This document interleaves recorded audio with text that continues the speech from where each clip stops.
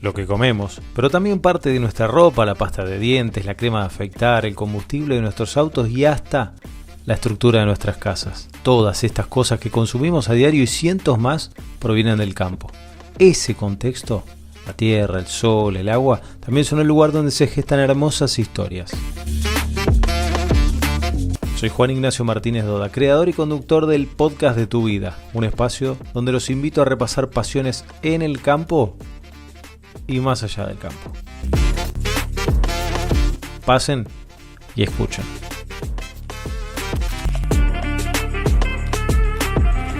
Una pasión es una pasión. Mejor podcast del agro. Juan Martínez Doda, el podcast de Tu Vida. ¡Pasa la nafta! ¡Ponele Fulltech! Todos los productos que aplicas funcionan mejor con Fulltech. Fulltech es el único auxiliar de aplicación que potencia y optimiza la acción de los fungicidas, herbicidas e insecticidas mientras reduce la deriva y aporta micronutrientes a los cultivos. Fulltech, tecnología full de Spraytech Fertilizantes. Una vez, siempre. ¿Sos fan de la carne vacuna? Entrá en www.carneargentina.org.ar y encontrá los mejores tips, trucos y recetas para preparar la mejor carne del mundo y disfrutarla en familia y con amigos. Conociéndote.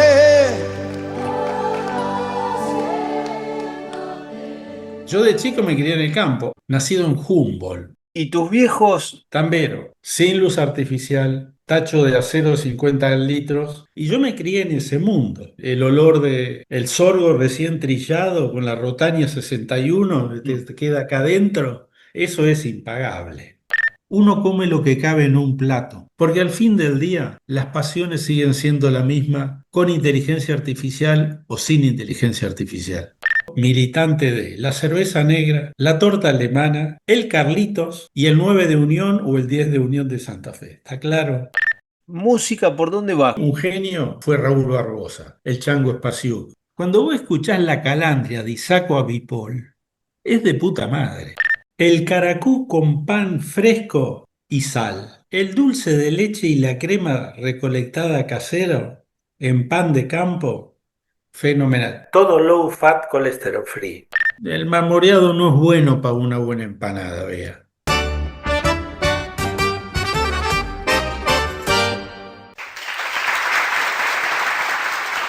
Bienvenidos a un nuevo capítulo del podcast de Tu Vida.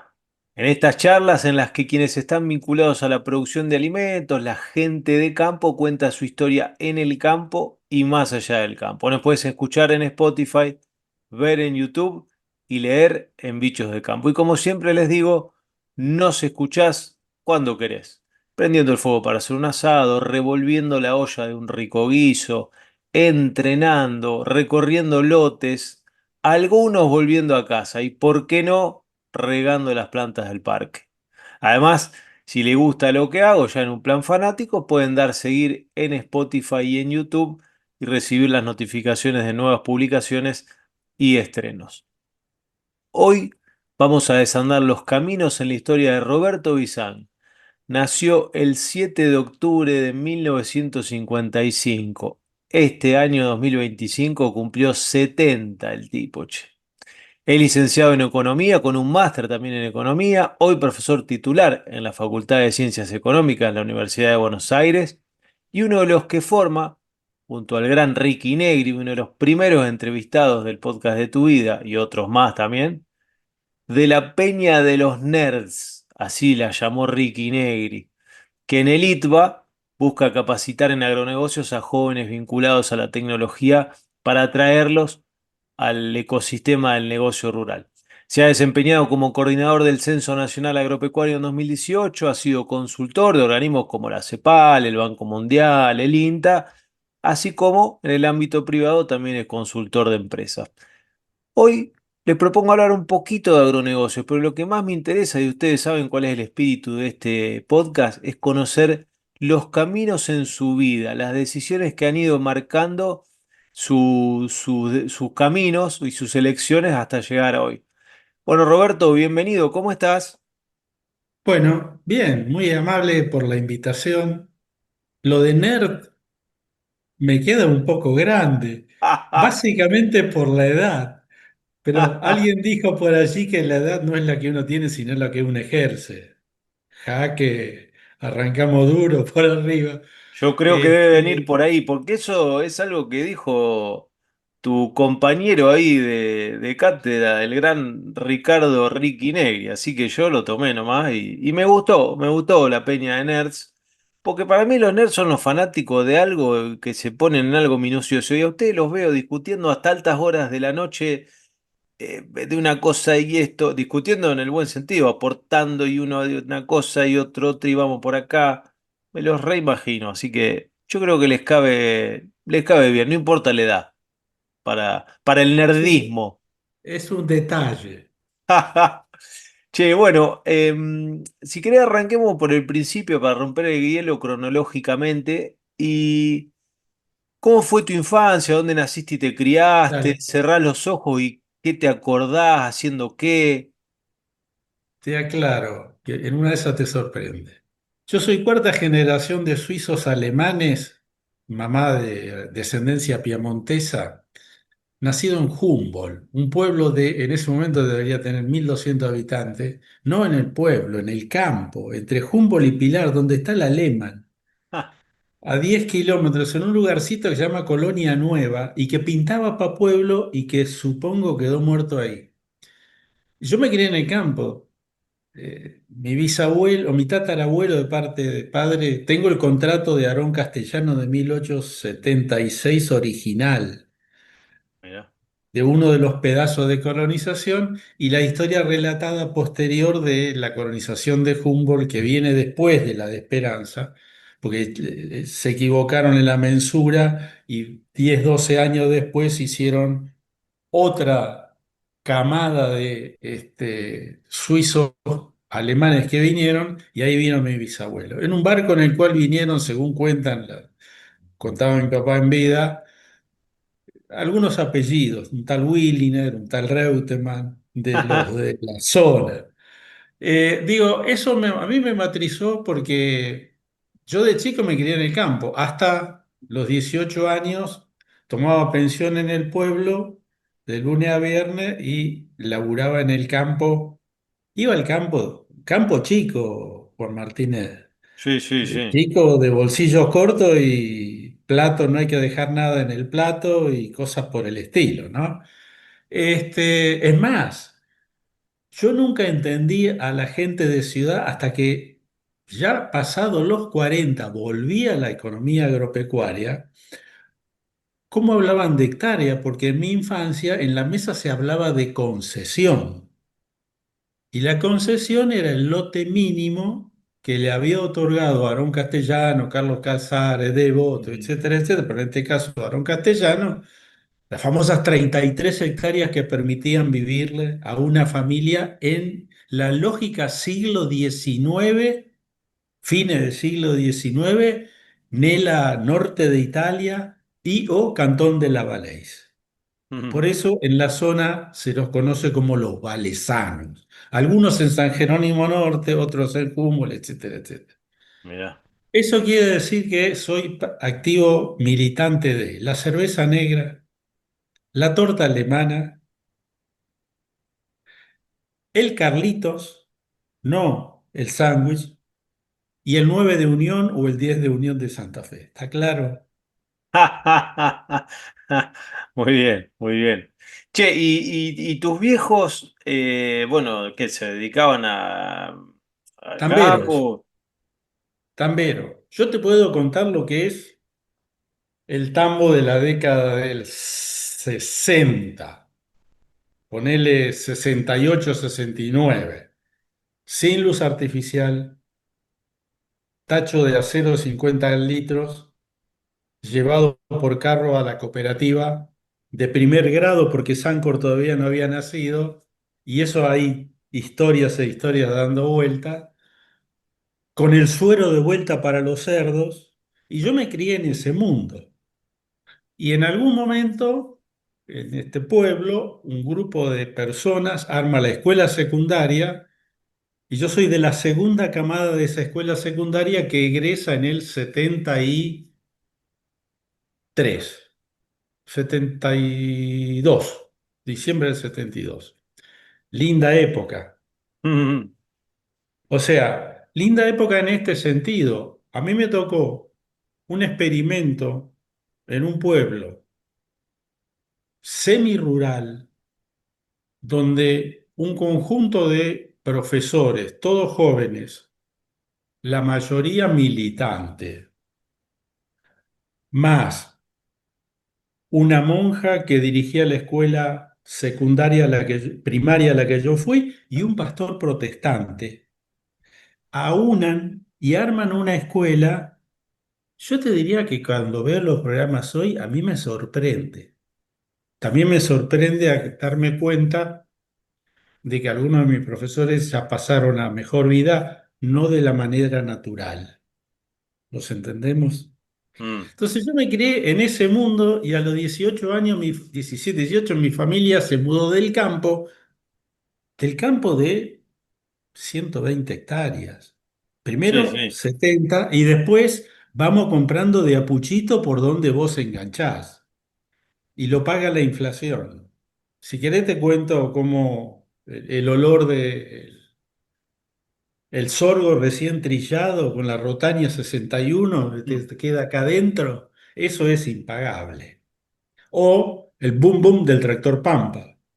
Claro, vos sos de otra generación, no vas a mm. entender eso. No, Pero algo me han contado de eso, ¿sabes que sí?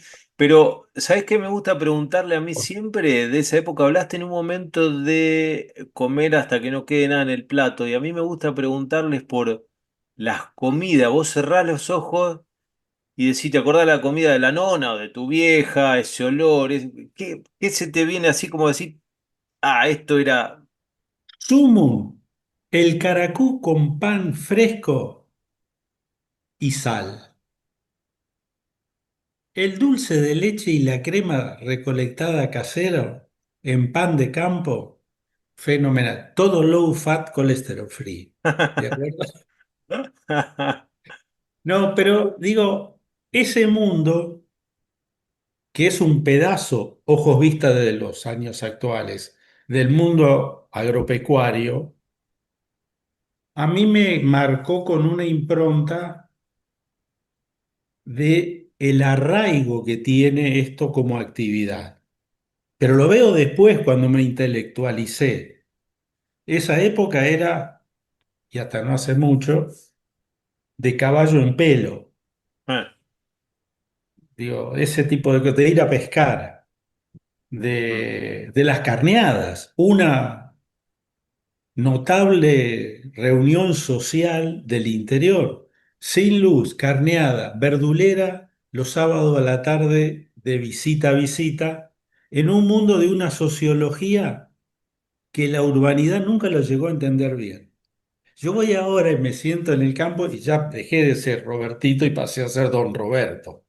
Mm, Entonces los muchachos que están encima vienen, venga, don Roberto, siéntese a comer algo a la noche, etcétera, etcétera. Y vos lo mirás y tienen. Los pibes Reebok, mm, moto enduro. Igual que hace 60 años las mujeres están en una punta, los hombres están en otra. Las mujeres hablan de novelas, los hombres hablan de películas. mm, Otro mundo. Bueno, yo viví ese mundo y viví la transformación.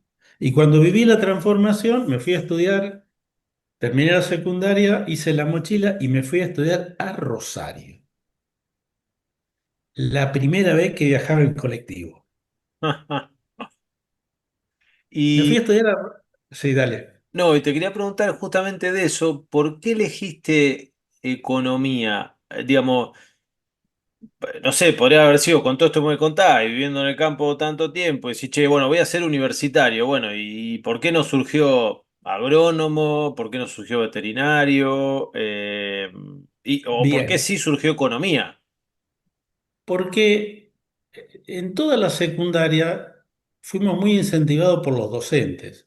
Por ejemplo, en literatura cuarto año leíamos La ciudad y los perros, García Márquez. Mm, Era Osama. En matemática llegamos a ver integrales dobles. y nos incentivaban constantemente. Entonces, la primera que me invocaron fue la Olimpiada de Matemática. La segunda que me invocaron, un concurso nacional de la yerba mate, que pasé a la final, viajé a Misiones y volví. Y ahí yo empecé a moverme con los docentes que me recontra incentivaban y la cuestión social estaba muy presente, muy presente. Entonces, Mm. voy a hacer un test, iba a decir un test de hipótesis, un test vocacional El famoso a test San- vocacional. a Santa Fe en una mañana. ¿Te imaginás vos ahora la técnica que hay? Es otra cosa. Y me dice, ¿a vos te da ciencias sociales o literatura? Y yo digo, literatura, ¿de qué voy a vivir? No te olvides que 4 hermanos, 7 tíos, y no dejes nada en el plato, pesa. Y entonces apareció economía o ciencias políticas. Y lo más cercano que había era economía en Rosario. Así que marchóme a Rosario en el 77 a estudiar, perdón, en el 74 a estudiar, pensión, rigurosa pensión, donde después por alguno de esos pasillos circulaba Van der Moller, lo que era después fue la trova, y ahí conocí el mundo del comedor universitario. Rosario, la calle Oronia, desde ciencia económica hasta Urquiza. Y esos fueron años para mí de mucho aprendizaje,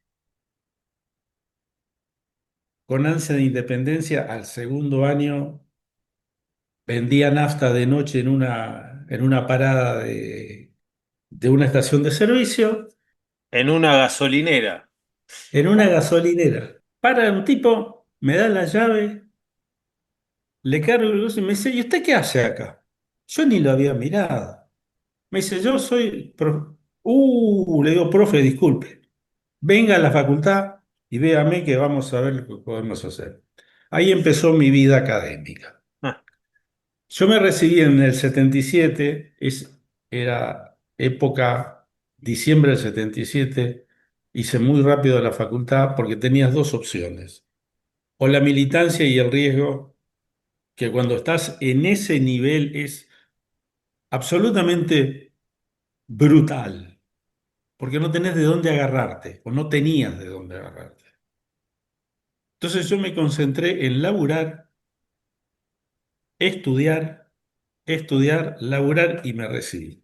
Me recibo y me toca el servicio militar. Me toca el servicio militar, me estoy por ahí del servicio militar año 70 perdón, servicio militar 78 Rosario, mundial, mm. Uf, a cubrir objetivos.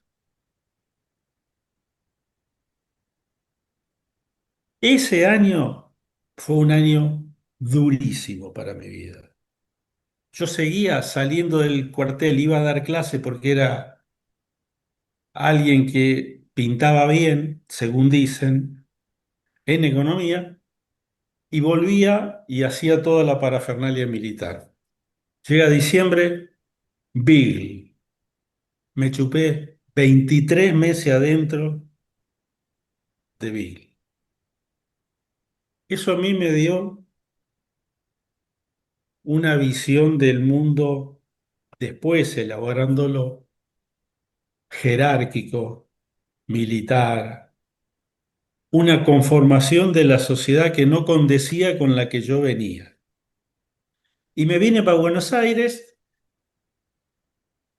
no conseguía laburo, y de casualidad, absoluta casualidad, me paré en la Secretaría de Comercio para entregar un currículum a las 8:30 de la mañana. Juan, a las 8:30 de la mañana en Diagonal Sur, únicamente había un tipo haciendo cola y yo. Nos quedamos charlando un rato, porque el ascensor igual que ahora no anda, y es el mismo ascensor. Me equivoqué de piso, me equivoqué de persona, no resultó ser el jefe de personal, sino que resultó ser otra persona que después quieren hago el nombre, director nacional de análisis de precio y estructura de mercado, Marco Victorica y Urquiza, que ahora es un empresario, etcétera. Me dice, vení a laburar conmigo. Entonces me vine, estuve 4 meses dando vuelta a ver si salía o no salía, y se armó un concurso. Y el que concursaba, el director del concurso, o uno de los influencers del concurso, años 79, un tal Miguel Ángel Broda. Ujú.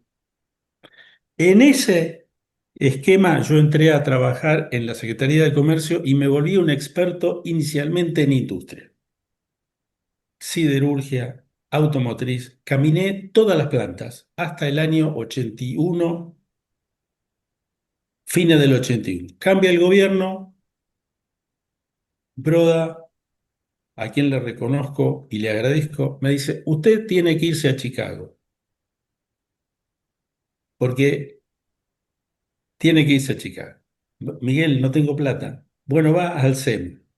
Y fui al SEMA becado por la Secretaría de Comercio 2 años. La segunda promoción del SEMA era 9 a 1 de la tarde, palo y palo, 5 días en la semana, sábado dudas, domingo descanso, lunes que viene, siguiente. Y había 4 tipos: Carlos Rodríguez, Roque Fernández, Víctor Yojay, Osvaldo Escanone. Y una cohorte de profesores de Estados Unidos, Chicago, que venían en el invierno americano, a darnos clases y volvían, con lo cual teníamos, o aprendías micro o te morías. Mm. Volví a bueno, me fue muy bien ahí, la verdad que me matricé mentalmente. Me fui a la Secretaría de Comercio de vuelta, cuando llegué me pasaron al segundo subsuelo castigado. Y en el segundo subsuelo no teníamos qué hacer con otro compañero. Y empezamos a mirar los precios de transferencias de las primeras declaraciones juradas de necesidad de importación industrial. Juan, no te equivocaste, soy yo de economía agropecuaria, te estoy hablando de industria. Entonces ahí yo empecé a mirar los precios de transferencia de comercio internacional y descubrí el overpricing o la sobrefacturación o los manejos contables que se hacen intercorporativamente a través de comercio interior cuando vos tenés precio de dólar fijo. Con todo eso, un día, ¿qué hago? Busco quién sabía de ese tema y encuentro a un tal Jorge Katz que había escrito sobre precios de transferencia. No tenía idea de quién era. Fui a la CEPAL, me atendió por 5 minutos y generó una amistad que conserva hasta nuestros días. Entonces ahí empezamos a hacer análisis real de economía. Pasaron los meses, gana el radicalismo, nos ubican y a fin del 83, principio del 84, yo pasé del segundo subsuelo de la Secretaría de Comercio al segundo peso, con Ricardo Campero, Marta Magliano, etcétera, etcétera, en experto en medicamento, industria, y yo tenía el background de haber caminado todas las plantas siderometalúrgicas, etcétera, etcétera, y hacíamos el puente entre salud, etcétera. Entonces, yo me dediqué 1 año y medio ahí a trabajar en ese gobierno, técnicamente, y me volví un experto en salud pública. Termina la aventura 86, 87 por X razones. Me fui un año, presenté en el CONICET y me gané una beca postdoc por mérito y me fui visiting fellow a el SPRU, Science Policy Research Unit de la Universidad de Sussex en Inglaterra, donde era otro mundo. Tipos llegan a las 9 de la mañana, 10:30, tea time, coffee time, break, mediodía, cerveza, go to the hill, tap the home, 5 de la tarde, 3:30, 4 de la tarde, time, tea, gran reunión, 6 de la tarde a otra cosa, no quiero ninguna gente acá adentro, no quiero nadie trabajando, etcétera, etcétera. Yo estuve 2 años en Inglaterra incomunicado porque por el problema de Malvinas no podíamos ir y volver. Y a mí me matrizó, me permitió armarme el esquema de los primeros fundadores de la teoría de la innovación in situ. Chris Freeman, Ralph Kapinski, eh, Jeff Oldham. Y después vienen los de la comunidad económica y toman eso. Entonces, volví a la Argentina y me enganché en la CEPAL, como no podía ser de otra manera. Eso fue en 92, más o menos. Te quiero preguntar ahí por esos 2 años en Inglaterra y en ese momento en particular. No voy a lo profesional, sino a lo personal. ¿Cómo, cómo vivías como argentino allá? ¿Qué cosas te acordás que... Un aprendizaje, Juan, brutal, espectacular. Desde que bajé del colectivo, del colectivo que me llevó de Heathrow a Brighton, compro el diario y yo esto lo cuento, se lo cuento a mis hijas. Tengo 3 hijas. Son dictadoras las tres respecto a mí, que soy el súbdito. Eh, Vos comprás un diario en Inglaterra y a mí me llamó siempre la atención y lo digo como eje de dónde está parada la sociedad argentina. Arrancás por el capítulo internacional, pasás al capítulo europeo, después pasás al capítulo británico y después a la localidad. O sea, tienen visión global. Mm. Y fíjate que los British hablan de Europa y nosotros en ese momento, más todavía. Eso para mí, el aprendizaje, el shock inicial. Y fíjate que en Argentina nosotros seguimos siendo brutalmente pupocéntricos, si es que la definición pseudoacadémica vale. Nosotros miramos qué pasó en la cancha de San Lorenzo. No, flaco, lo que está ocurriendo es otra cosa a nivel mundial.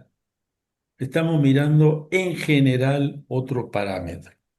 Sigo para adelante. Pero Me llama- la pregunta apuntaba a en ese momento, en el vínculo entre Argentina e Inglaterra, que estaba todo eso de Malvinas subyaciendo, después encima vino el Mundial y bla, bla, bla. Eh, como persona, más allá de... Bueno, lo del diario es como persona también, ¿no? Pero ¿te acordás de algo o no? Digamos, ser argentino en ese momento en Inglaterra, era No, porque ser ser argentino en inglés ese... acá en ese momento no era lo mismo. Bueno, si eras Archie en el mundo que yo me movía, que era el mundo académico, lo primero que te echaban en cara era la mano de Dios. Sí. Lo segundo, haber mancillado de Queen. Porque hay que entender que para la sociedad británica y para algunas sociedades europeas, la monarquía es la argamasa social. Gente absolutamente ilustrada me ofrecía acompañarme a ver la salida de la reina, porque era un bien supremo. Una sociedad que me choqueó, donde pagaban 2 penny y viajaba el perro sentado y iba una persona parada. Y a las 7 de la tarde todo el mundo terminó de cenar, va al pub, se acodaba así, tomaba cerveza, a las 11 menos 5 tocaba la campana, se iban y la sociabilidad donde quedaba. Desde nuestra visión, la institución El Café no existe en ese momento. Ahora, Juan, te mandaban las bills por correo sin fecha de vencimiento por quarter. Cuando acá vivíamos detrás de la inflación, currando a ver cómo hacíamos. O sea, a mí me choqueó eso. Y me ofrecieron quedarme. ¿Y por qué no me quedé? No me quedé porque Si salía no podía entrar, tenía que entrar por Suiza, era mucho más complicado. Y ojos vista, porque siempre seguí siendo un second class. Mm, Y son second class hindúes británicos, los pakistaníes británicos de primera, segunda generación, donde el estatus white te pasa factura. sí. Eh, pero a mí me choqueó ver la sociedad por dónde estaba y dónde estábamos nosotros. Recuerdo haber comprado acciones de la British Steel cuando Margaret Thatcher la privatizó. Y yo venía del mundo siderúrgico y conocía Somisa, Mm, pero al dedillo por dentro. Y me preguntaba, ¿cómo puede ser que seamos tan animales manejando, perdón, es un exabrupto, lo de animales porque no quiero que se malinterprete. ¿Cómo acá las fábricas militares, perdón, las fábricas estatales eran fábricas militares manejadas con criterio militar y en Inglaterra las empresas estatales dependen de la ley de sociedades comerciales y son auditadas por el Parlamento? O sea, estatal es una cosa universal, pero allá es una aplicación, acá es otra. mm, Volví a la Argentina, me reinserté en la CEPAL, hicimos por allá por el 92, 93, 94, experiencia a caballo. Acordate, primera apertura, experiencia a caballo. Tipo de cambio fijo, descendente, convertibilidad, shock de salto y vamos a esperar 2 años a hacer la reconversión. Mientras te mantengo el tipo de cambio 1 a 1. Y va a aguantar porque la productividad de los sectores se va a acomodar. ¿Te suena eso? mm, Entonces, ahí hicimos una investigación repiola con la gente del INDEC sobre los Made in. ¿Te acordás? Una serie de libros que miraban la competitividad de un país respecto a Japón. El Made in América. Nos estamos quedando respecto a Japón. El Made in Brasil. Nos estamos quedando. Entonces hicimos el Made in Argentina. ¿No? Sacamos la productividad en un laburo que debe haber 2 ejemplares dando vuelta porque lo hicieron desaparecer. Y lo que te daba era que íbamos a chocar. Un tal Marcelo Loto Biasda, no sé si lo mm, recordás, sí. publicó en página 12 el avance del trabajo, que eran 35 páginas. Por supuesto, volamos toda la basura. Eso implicó que yo me reconvierta y mucha gente a la que le estoy agradecido me haya dado una mano. Y empezamos, me sacaron de la línea de fuego, todo muy bajo perfil lo mío. Yo no figuro habitualmente en los rankings.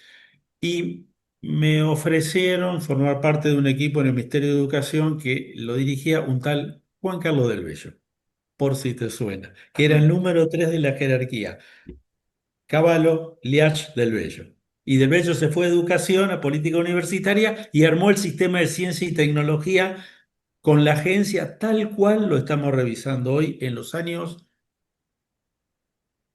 96, 97.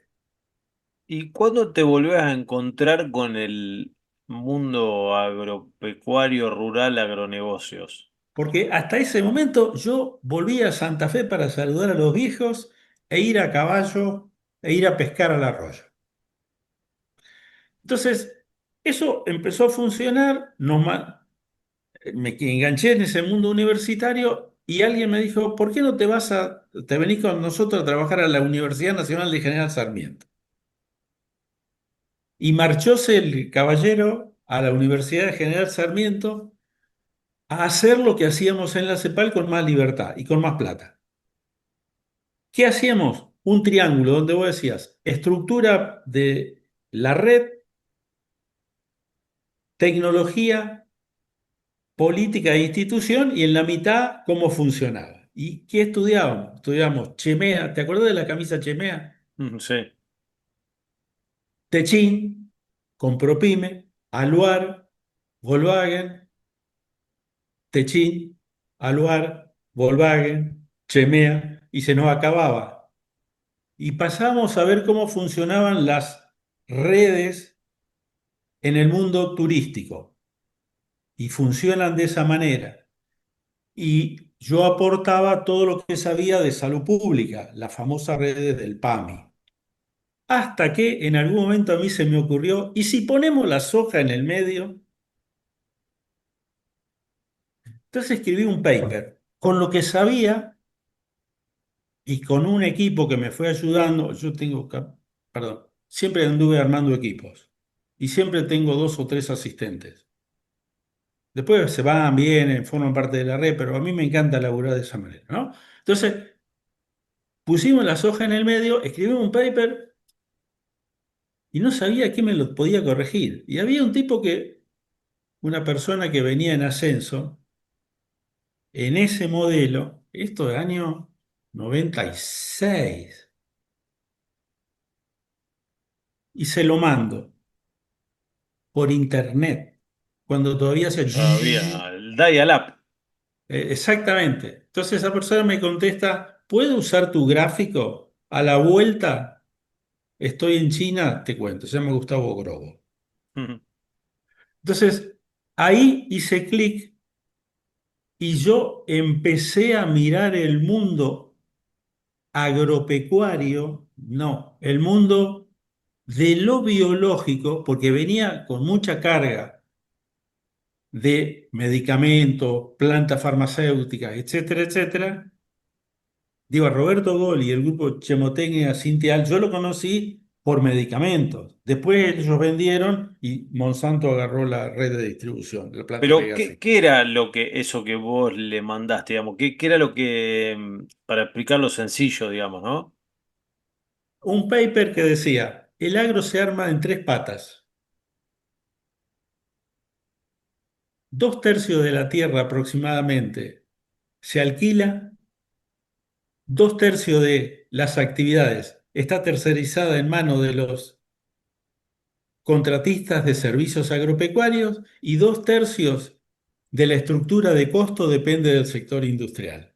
Una agricultura de contratos, Mm, donde vos armás la red. Y después vienen el mundo de los proveedores de servicio, los hilos bolsa, etcétera, etcétera. Pero eso rompe la estructura mental que yo tenía en la cabeza, que la discutí con mi viejo 10 millones de veces. ¿Por qué compras un tractor si podés subcontratar? ¿Por qué el tamaño del galpón es 7 veces más grande que el tamaño de la casa? Entonces, de ahí enganchamos. Entonces mm, yo armo los primeros papers desde ahí y empiezo a vincularme con el mundo agropecuario desde esa lógica. mm, No, o sea, entendeme, yo no hice economía agropecuaria en David. Después lo conocí a Lucio Reca, etcétera, etcétera. Pero mis interlocutores en esa época empezaron a ser Marcelo Regúnaga, Gustavo, Oscar Alvarado. mm, Y perdón, yo era un pichi, soy un pichi así chiquito que miraba un experimento acá. Y un tipo que me flasheó, un tal Víctor Truco, ujú, que me decía, ¿vos quién sos? Mira, Víctor, hago esto. Ah, qué interesante. Venía a verme. Y ahí me enganché de vuelta en ese mundo y volví a la CEPAL desde lo agro. mm. Y zapayazo engancho a Otto Solbrich, Sí. con quien manteníamos largas conversaciones, y a Enrique Seminario, que de vez en cuando hacíamos touch. Entonces, yo era de ese palo, por ahí por el 98, 90, 2001, 2002, 2003. Y cuando viene el cambio de salida de convertibilidad del 2001, 2002,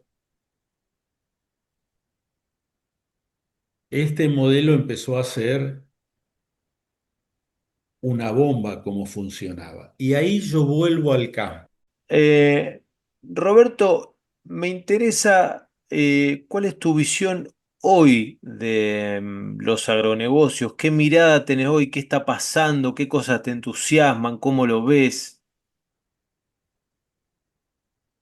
Mira, te voy a cambiar la pregunta. Yo te subo la apuesta. No me gusta la palabra agronegocio. Ujú. Para mí el problema central de la Argentina es que la estructura de producción no te va a dar lo que la sociedad te pide. Empleo, localización, modernidad, sacame los conurbanos, haceme, haceme creer que el ajuste es posible. Entonces, dentro de eso, la segunda afirmación es que este modelo está agotado. Vos con recrear la industria sustitutiva no vas a poder dar respuesta al pasado, al futuro, perdón. Segundo, con vaca muerta, más minería, es probable que equilibres las cuentas públicas. Es probable que dejes contento a una cierta cantidad de gobernadores que hacen transferencias intersectoriales. Permitís que el sector central arme su estructura de abastecimiento de subsidio a los conurbanos. Dejás a una parte de la industria más o menos conforme haciendo obras de construcción, pero no podés integrar el país. Entonces, ¿cuáles son los drivers nuevos? Y ahí no es un paso más que agribusiness. ¿Por qué? Sembremos ADN, cosechemos monómeros y polímeros. Célebre frase dicha por ahí. Eh, El mundo va a la lógica de lo renovable en industria, en energía y en materiales. Y además valora aspectos ambientales. Hay que valorizarlo. Pero vas en esa línea. Entonces, para mí el maíz a futuro no es grano, es la biomasa que genera del maíz, porque es tan o más relevante que la polenta, el contenido de bagazo, perdón, el contenido de fibra que te puede servir para hacer energía, experimento de Rojas, el contenido de glucosa, fructosa para el contenido de PLA para química verde, etcétera, etcétera. O sea, una industria que esté pensada sobre bases renovables, sobre combustibles renovables y sobre materiales renovables. No tomé Fernet de más, aclaro. Perdón, ¿qué está haciendo Iowa en Estados Unidos con SAF? Impulsan la soja no por el pellet, sino por el aceite, porque eso es materia prima para SAF, para combustibles de aviación, me corrijo, para el complejo de diésel sintético y van a la química verde. Che, estamos tan lejos nosotros de pensar que el Gran Rosario, que le sobra aceite, que le sobran problemas y que le faltan soluciones, pensar en la química verde ahí. ¿Por qué estamos dando tanta vuelta protegiendo sectores cuyo destino, en el mejor de los casos, es consolidar el bajo empleo que genera? ¿Se entiende? Una Sí. industria de transformación de lo biológico mucho más allá que el agribusiness. Eso me parece que es lo que no estamos viendo como sociedad. ¿Por qué soy optimista? Porque hay tipos nerd que la ven y van a una velocidad muy rápida. O sea, como diría el filósofo, la base está, te Mm. falta armar el equipo. Sí. Entonces, yo lo miro desde ahí. ¿Qué me sorprende? Que le estoy echando un ojo. Total, esto no se graba, así que no importa. Esto es capitalismo, ¿está claro? no hay capitalismo sin empresas. Y no hay capitalismo sin empresas y núcleos locales que te acumulen en algún lugar. Porque si vos lo haces sobre un espacio internacional, se te fuga la acumulación. Quizás no se entienda bien, pero necesitas anclaje de grandes empresas locales. En los 70 pensamos que, en los 80 pensamos que eso lo iban a hacer los famosos grupos económicos industriales. Los Asinda, los automotrices, Sogma, Sebel, etcétera, etcétera. ¿Cuánto facturaban? Porque eso lo estudiamos a profundidad en los 80. Eso facturaban 400, 500 millones de dólares. ¿Qué veo hoy? Hoy veo que empiezan a aparecer en el mundo agro. Después usted, el lector, complete lo que sigue. Bioindustrial, bioeconomía, no importa, eso es un problema de metodología. ¿Qué estás viendo? ¿Adeco estaba hace 30 años atrás, Adeco Agro? ¿MSU qué es? Lart Irigoyen, Grupo Lucci, Grobo, más o menos, Granja Tres Arroyos, Lucci. Vos empezás a rascar y encontrás con que hay muy de bajo perfil, Prodeman, etc. Y cada vez que buscas un sector, encontrás historias que te rememoran lo que era Arcor en la década del 50, pero con una proyección absolutamente distinta.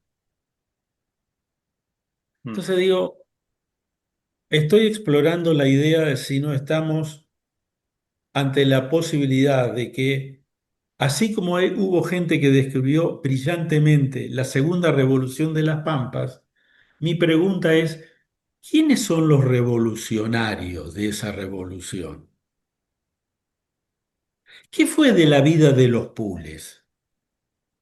Porque arrancaron con un castillo de naipes sin capital propio y después se fueron capitalizando y se diversificaron. Y algunos vienen de los Pules de siembra, otros vienen de la comercialización, Ceres Tolbo, para poner un ejemplo. Otros vienen de hacer pollos, Soichu, Granja Tres Arroyos, y van para atrás. Otros vienen de bovinos y van para atrás. Otros vienen de la genética y se van afuera porque el marco regulatorio no les da, don Mario.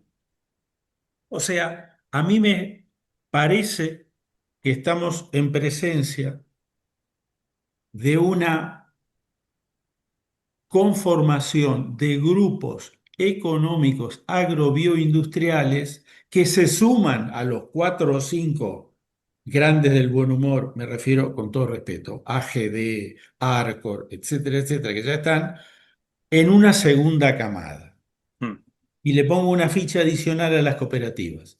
Fíjate ACA, fíjate AFA, fíjate el Alemán, perdón, me salió los santafesinos. Mm.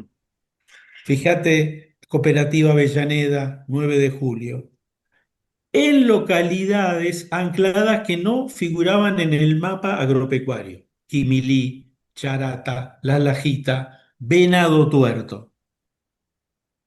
Entonces yo lo miro desde ahí y Sí, me sí, sí, parece sí, sí. brutalmente atractivo y brutalmente creativo para no perder otra vuelta.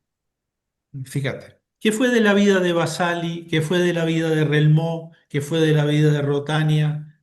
¿Qué fue de la vida de varios del modelo previo que había generado el campo como grandes estrellas que no pudieron fructificar como lo hicieron en otros países?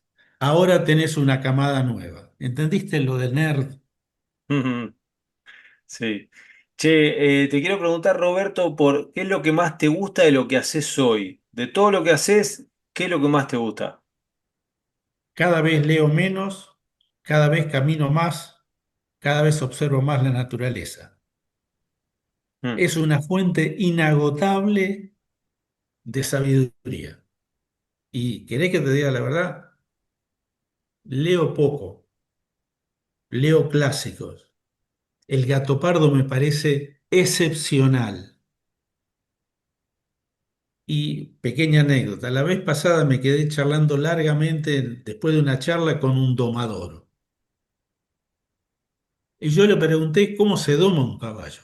Y me dijo, hay que saber, cada caballo es un mundo, hay que observarlo, tiene su pista, tiene su cosquilla, etcétera, etcétera. Y yo me pregunté si yo no hago lo mismo cada vez que empiezo un paper. O sea, hay mucha sabiduría abajo que la academia, por el ropaje y el esnobismo, no mira. Entonces, a mí me gusta mirar eso. Está bueno. Tranquilito, despacito, low profile y divertido. Y siempre, ¿sabés qué es lo que tengo? 2 o 3 pibes que soportan mis chinches, pero que te dicen, profe, no entiendo lo que está diciendo. Eso no es así. ¿Te podés callar la boca? Es que lo que está diciendo está mal. Yo lo estoy googleando en este preciso minuto en el celular. Y eso me mantiene vivo. Sí, sí, ese vínculo con los jóvenes. Bueno, llegamos al ping-pong de este podcast de tu vida, que es como un tirando paredes, y la primera pregunta tiene que ver con ¿qué tal te va en la cocina? Si tenés algo que diga, si te gusta cocinar, si tenés alguna especialidad que diga, con esto no fallo. Soy del montón, pero me gusta hacer empanadas. Y dicen los comensales, no sé si porque evita que ellos paguen y las vayan a comprar a algún boliche de onda, que salen buenas, De carne. obvio. Carne, cebolla, hay que cortarla, hay que escurrir, hay que poner un buen queso, hay que tener cuidado con las proporciones y hay que tener cuidado con la grasa que está metida. La grasa y el marmoreado no es bueno para una buena empanada, vea. ¿Qué carne elegís para ese cortado a cuchillo? Algún pedazo de, si es posible, lomo, si no, algo para bife que le pueda sacar toda la nervosidad. Mm. Y cuando de ojo miro que tiene rayitas blancas en la mitad y viene de feedlot, paso y quiero. Prefiero, ¿se entiende? La Sí. carne de novillo pesado, costilla ancha, grasa por afuera. Música, ¿por dónde vas? ¿Qué te gusta escuchar? Para mí un genio fue Raúl Barbosa.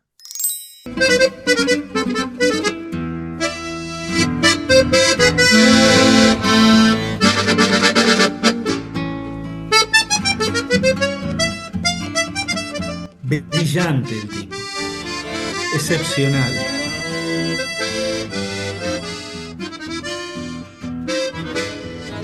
Alguien que me cautiva, el Chango Espasiuk.